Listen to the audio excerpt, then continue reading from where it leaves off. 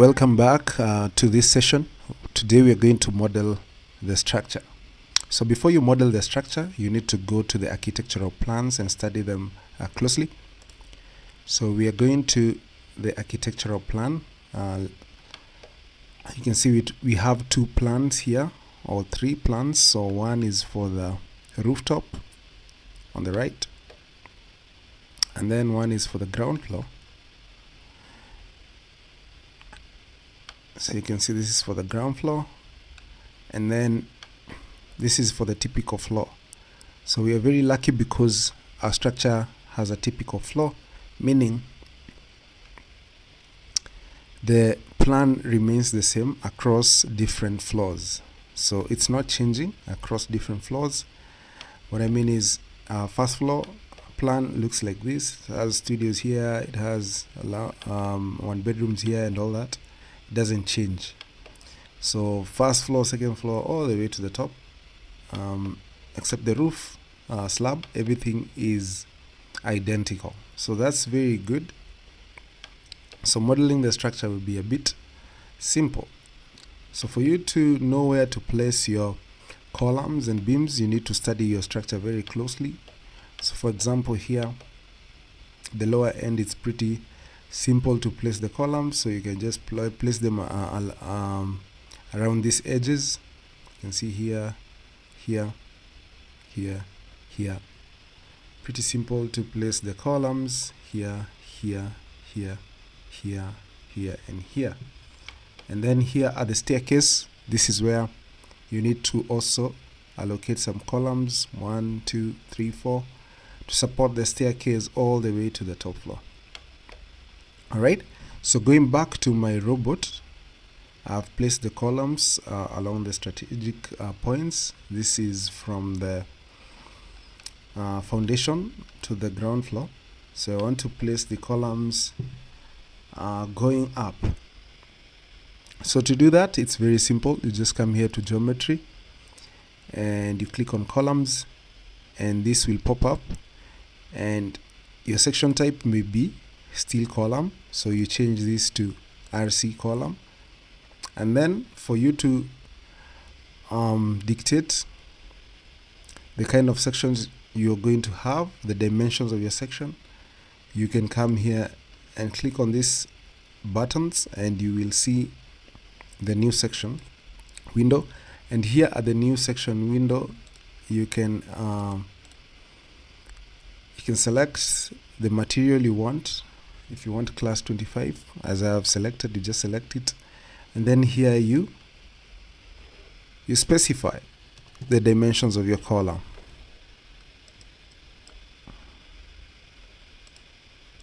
You just type, let's say you wanted a 200 by 400, and this is how it will be displayed. So you just add it, and then if you want to use it, you just use it.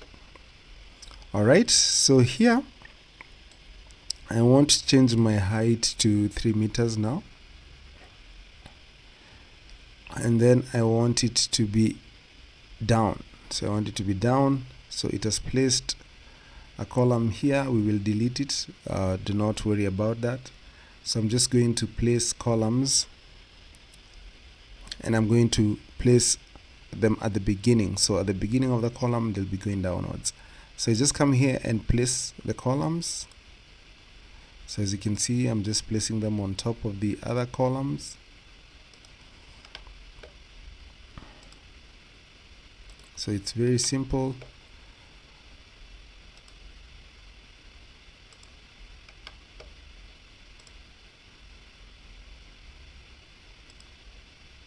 Sorry, that one I haven't placed it properly. So I want to place them here. We'll just delete the ones we haven't placed properly.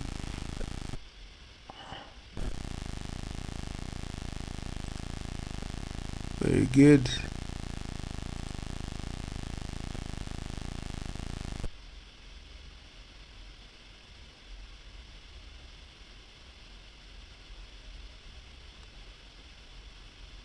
There. Then you do the same for these other columns.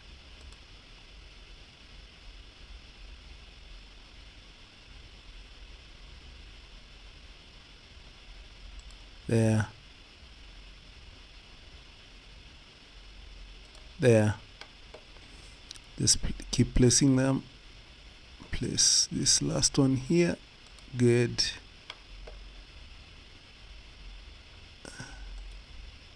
Sorry, just missed it.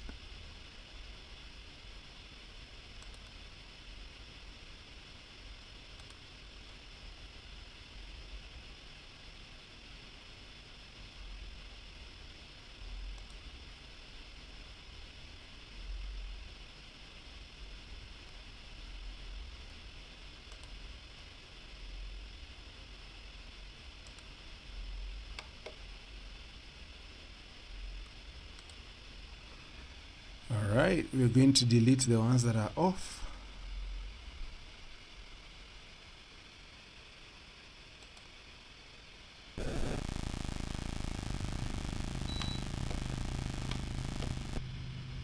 So let's look at the ones that are off and delete them.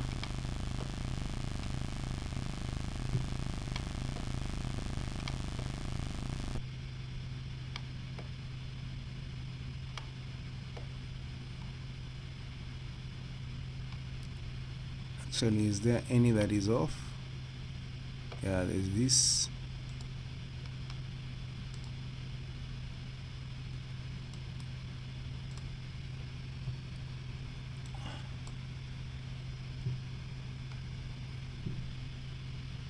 There's this one as well.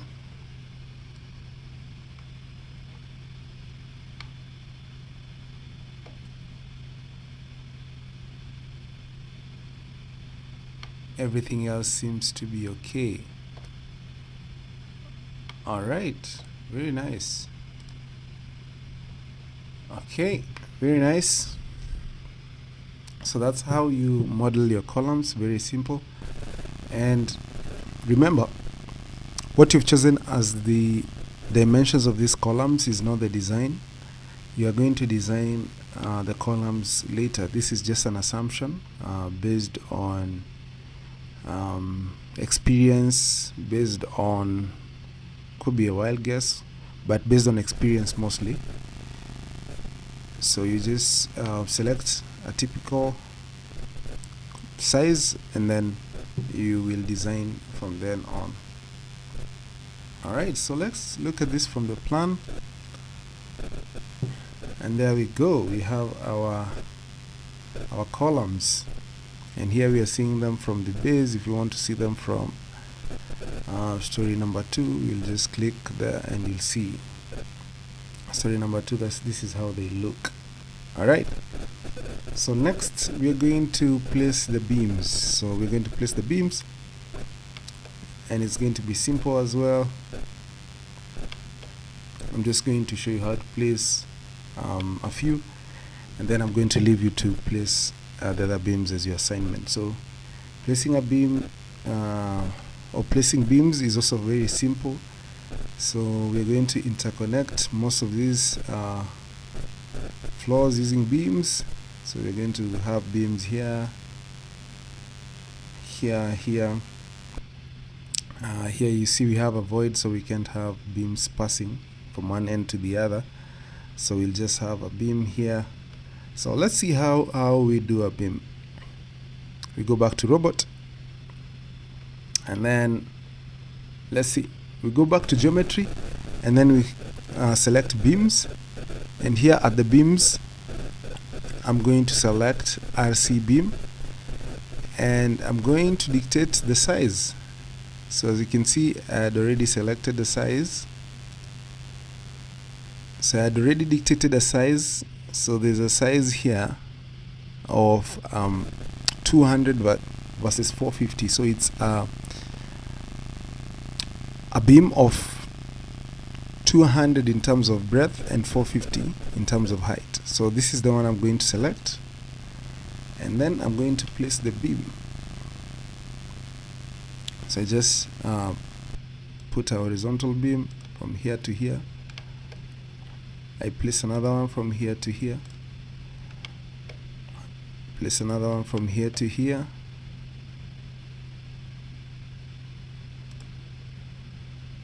From here to here.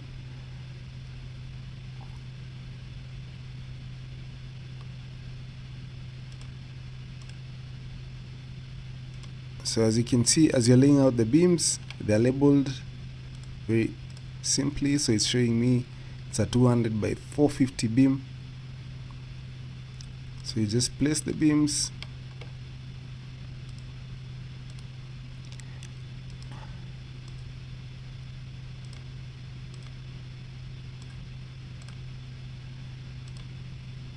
so that's how you place the beams. It's pretty simple.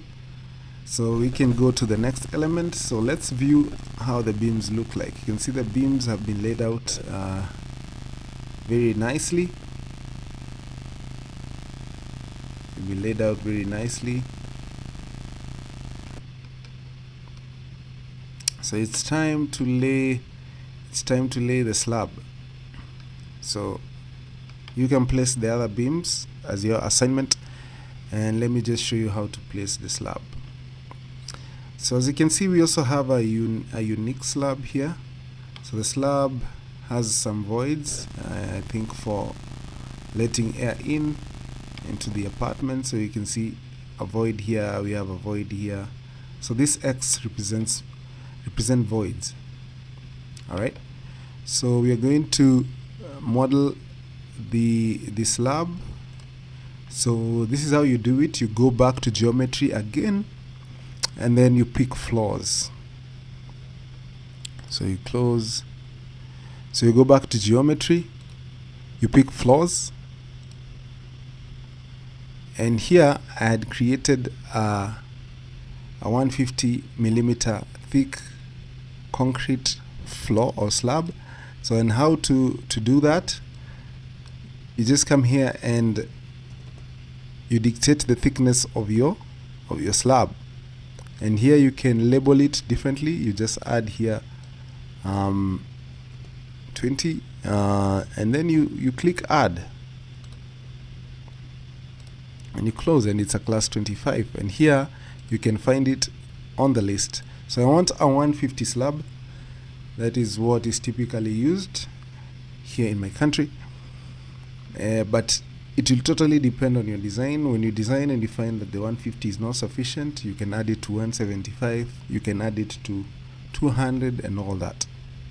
So for you to do the slab, let me go back to plan, and let's look at this slab here.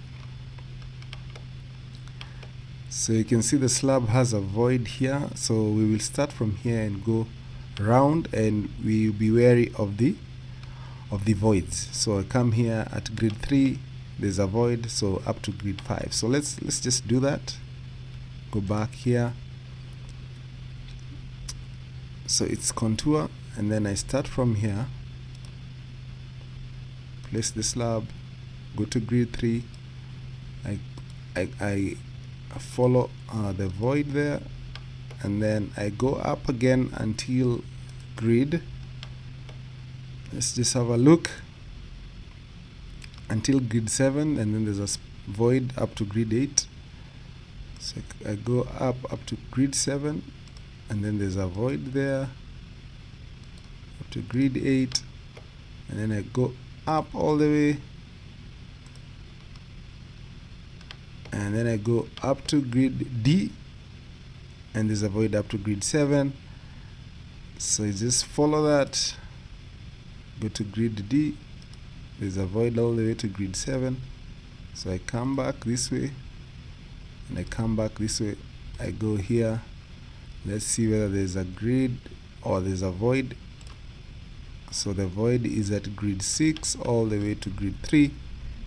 So you just follow that. So grid 6, so you can see the importance of grids. So I place it there, the void all the way to grid 3. Then I come back here, so to this corner. Then I added a grid that will help me to place where the slab is. So the slab is at this point, and then I finish.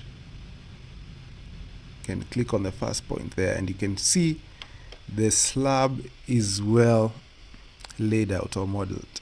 So once I do that, I just click apply, I just close. And if you go to view, So you can see our floor has been modeled. So very nice. It's very easy to model the floor. So something that we need to add to this floor, or we need to remove, it could be something we're adding or removing. So we'll see. Something that we need to remove is we need to carve out an opening here. So if I go to plan, so you can see where the staircase is. So let's see where the staircase is. So we have a staircase here. So we have a staircase here. So we like to do an opening so that we're able to have the void for the staircase. So our staircase runs from grid 4 to 6, and then here it runs from grid D to F. So for you to place an opening, we need the opening for the staircase. For you to place an opening, it's very simple. You just go to the geometry tab. Here you pick on openings, and then you type in the dimensions of your opening. So as you can see here, the dimensions are 1.35 plus 2.3. So from here to here it's 1.35 to 2.3, which is 3.65. and then the dimensions from this part to this part are 1.4 plus 1 meter, which is 2.4. So you go back, you type in the dimensions H versus B, and you ensure it's a rectangle that is selected, and then you pick a reference point. So a reference point is just where you start.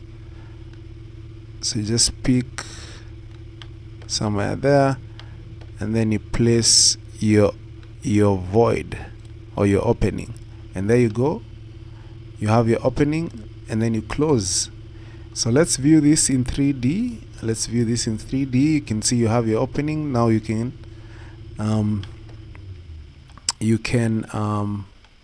place your staircase. So now that we've modeled the columns, the beams, and the slab, next we will model the staircase. So I want to see you in the next video. See you in that video. If you like the content, please remember to like, please remember to share and subscribe to our channel. So see you in the next lesson.